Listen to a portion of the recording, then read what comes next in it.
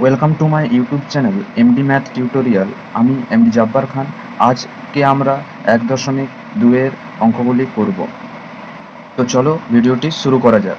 তো নিজে করি 1.2-এর সর্বপ্রথম অঙ্ক দেওয়া আছে, একটি চাকা 55 বার ঘুরে 77 মিটার পথ যায়, তবে 98 মিটার পথ যেতে ওই চাকা কতবার ঘুরবে হিসাব করে। তো এই সমস্ত অঙ্কগুলো করার ক্ষেত্রে আমরা সাধারণত ঐকিক নিয়ম অ্যাপ্লাই করবো। তো ঐকিক নিয়ম কি হয়ে থাকে দেখা যাক। তো এটাকে আমরা লিখবো যে চাকা 77 মিটার পথ যায় 55 মিটার ঘুরে।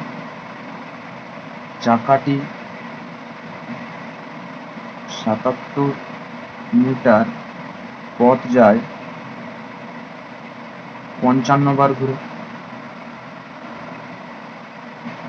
এখন চাকাটি 1 মিটার পথ যাবে, 1 মিটার পথ যাবে কতবার ঘুরে? তাহলে 1 মিটার পথ যেতে কি হবে, নিশ্চয়ই কম বার ঘুরতে হবে। তাহলে 55/77 এতবার ঘুরে। এখন চাকাটি আমাদের বের করতে চাইছে 98 মিটারে কতবার ঘুরবে।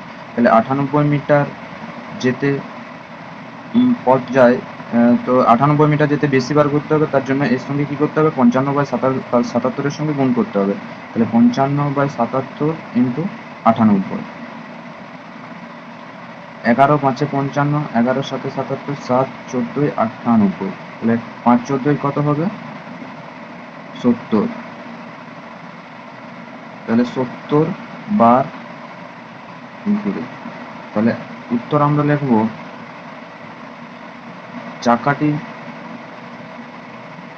98 মিটার পথ যেতে 70 বার ঘুরবে। 2 নম্বর প্রশ্ন বলছে, দীপ্তার্ক প্রত্যেক সপ্তাহে একদিন সাঁতার শিখতে যায়, 364 দিনে সে মোট কতদিন সাঁতার শিখতে যায় হিসাব করি। তো সর্বপ্রথম আমাদেরকে এটা 364 দিন সমানে হয় 52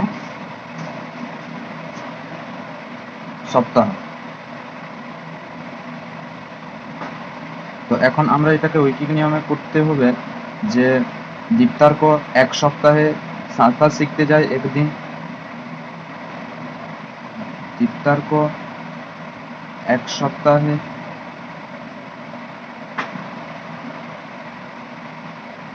সাঁতার শিখতে যায় একদিন। তাহলে দীপ্তার্ক 52 সপ্তাহ মানে 364 দিন। তাহলে 52 সপ্তাহে সাঁতার শিখতে যায় 1 গুণিত 52 এতদিন, মানে আমার হয়ে যাবে 52 দিন। তাহলে উত্তরে আমরা লিখব যে 364 দিনে সে মোট 52 দিন সাঁতার শিখতে যায়।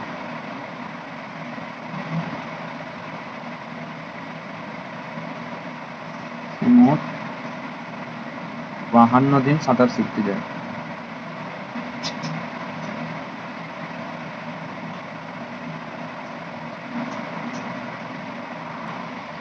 তিন নম্বর প্রশ্ন বলছে, কবিতার 120টি কাগজের প্রয়োজন, প্রত্যেক দিস্তায় 24টি কাগজ আছে, কবিতা কত দিস্তা কাগজ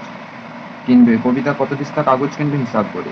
তো আমাদেরকে এখানে বলতে হবে যে 24টি কাগজ থাকে এক দিস্তায়। এখন আমরা করবো এটাকে একটি কাগজ থাকে, একটি কাগজ নিশ্চয়ই কম দিস্তায় থাকবে, সেজন্য আমরা এখানে ভাগ করছি 1/24 দিস্তায়। এখন এখানে কটা বলছে, 120টি কাগজ থাকে, নিশ্চয়ই বেশি দিস্তা লাগবে, তার জন্য 120 দিয়ে গুণ করছি। 24 5 120, তাহলে এখানে কত হবে, 5 দিস্তা। তাহলে উত্তরে আমরা লিখব কবিতা 5 দিস্তা কাগজ কিনবে।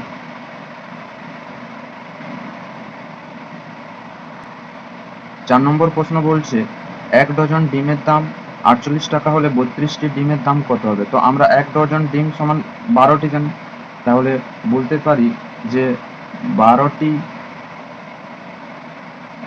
ডিমের দাম 48 টাকা। তাহলে আমরা বলবো একটি ডিমের দাম কত হবে? একটি ডিমের দাম নিশ্চয়ই কম হবে, সেজন্য 48কে দিয়ে কি হবে? ভাগ হবে, 48/12 এত টাকা। এখন 32টি ডিমের দাম কত হবে? যেহেতু 32 সংখ্যা বেশি আছে তার জন্য দাম বেশি হবে, এই জন্য 48/12 সঙ্গে গুণ করতে হবে, 48/12 ইন্টু 32 এত টাকা। তাহলে 12×4=48, এটা বলে 4×2=8, 4×3=12, 128 টাকা। তাহলে উত্তর আমাদের এসে যাবে 32টি ডিমের দাম 128 টাকা। 5 নম্বর প্রশ্ন দেওয়া আছে, প্রতিদিন 5 ঘন্টা কাজ করলে 30 দিনে একটি কাজ শেষ করা যায়, প্রতিদিন 6 ঘন্টা কাজ করলে সেই কাজ কত দিনে শেষ করা যাবে? তো আমরা ওইটিকে নিয়ে আমরা লিখতে পারি যে প্রতিদিন 5 ঘন্টা কাজ করলে 30 দিনে একটি কাজ শেষ হয়। তো আমরা বলতে পারি প্রতিদিন যদি 1 ঘন্টা কাজ করি, তাহলে 1 ঘন্টা কাজ করলে নিশ্চয়ই বেশি দিন সময় লাগবে, তার জন্য 30 × 5 হবে, এত দিনে শেষ হবে। এখন বলছে প্রতিদিন 6 ঘন্টা, সময় বাড়িয়ে দেওয়া হয়েছে, সময় বাড়িয়ে দিলে কি হবে? সময় বাড়িয়ে দিলে দিন সংখ্যা কমে যাবে, তাহলে কাজ করলে কম দিন লাগবে, সেজন্য 6 দিয়ে ভাগ করতে হবে।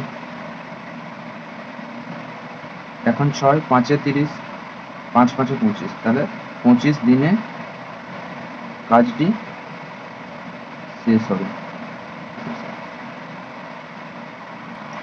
6 নম্বর প্রশ্ন বলছে, কোনো সম্পত্তির মোট পরিমাণের 5/7 অংশের মূল্য 2825 টাকা, ওই সম্পত্তির মোট পরিমাণের 2/7 অংশের মূল্য কত টাকা হিসাব করি?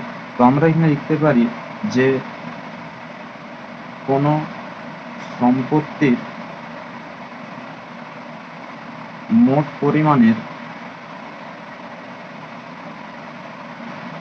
5/7 অংশের মূল্য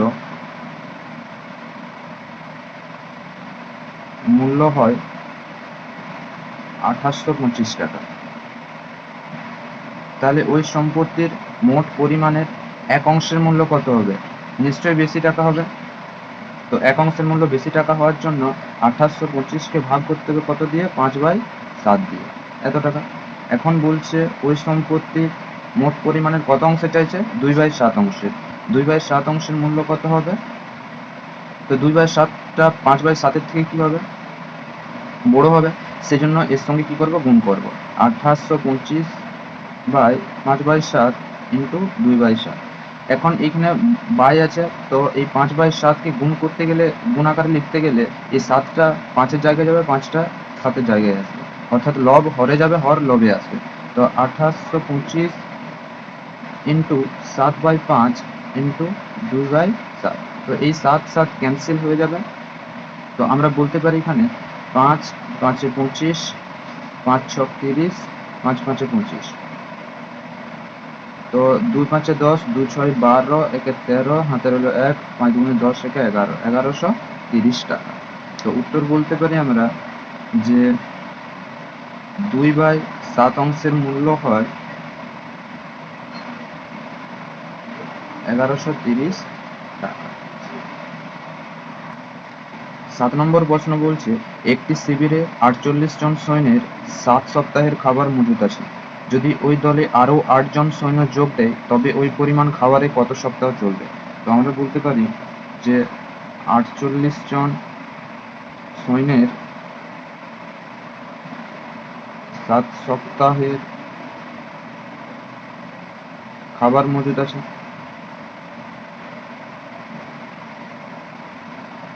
তাহলে বলতে পারি একজনের সাপেক্ষে যদি বলি, তাহলে একজনের সাপেক্ষে নিশ্চয়ই বেশি সপ্তাহ চলবে, সেজন্য 7 × 48, এত সপ্তাহের খাবার মজুত থাকবে। এখন এটাকে আরও 8 জন যুক্ত হয়েছে, মানে 48-এর সঙ্গে 8 যোগ করলে 56, তাহলে 56 জনের কত হবে? তো 48-এর সাপেক্ষে কি হবে? 56 বড় হবে, এই জন্য 7 × 48 ভাজিত 56 হবে, এত খাবার মজুত থাকবে। 7 8 × 56, 8 6 48, মানে কত হয়ে যাবে? 6 সপ্তাহের খাবার মজুত থাকবে।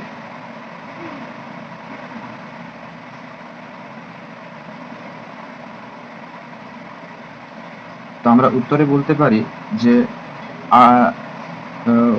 তবে ওই পরিমাণ খাবারে কত সপ্তাহ চলবে? ওই পরিমাণ খাবারে 6 সপ্তাহ চলবে। 8 নম্বর প্রশ্ন বলছে, একটি জাহাজে 50 জন নাবিকের 16 দিনের খাবার মজুত আছে। 10 দিন পরে আরও 10 জন নাবিক তাদের সঙ্গে যোগ দিলেন, বাকি খাবারে সকলের আর কতদিন চলবে? তো সর্বপ্রথম 50 জন নাবিকের 16 দিনের খাবার মজুত আছে। এখন 10 দিন পর মানে 50 জন নাবিক ওই 16 দিনের মধ্যে 10 দিনের খাবারটা খেয়ে নিচ্ছে, তাহলে বাকি কত আছে? 6 দিন।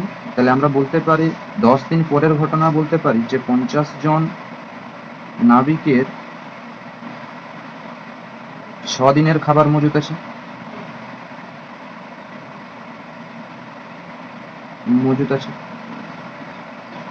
তাহলে একজন নাবিকের সাপেক্ষে বলতে গেলে কি হবে? সেটা বেশি দিন হয়ে যাবে, মানে 6 গুণিত 50 খাবার মজুদ থাকবে।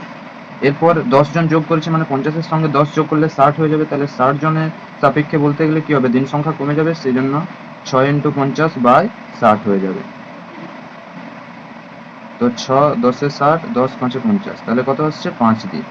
তাহলে আমরা উত্তরে বলতে পারি যে বাকি খাবারের সকলের আর 5 দিন চলবে। তো 9 নম্বর এবং 10 নম্বর প্রশ্ন দুটি বাড়ির হোমওয়ার্ক রইল। তো আজকের ভিডিওটি তাহলে এখানেই শেষ করা যাক।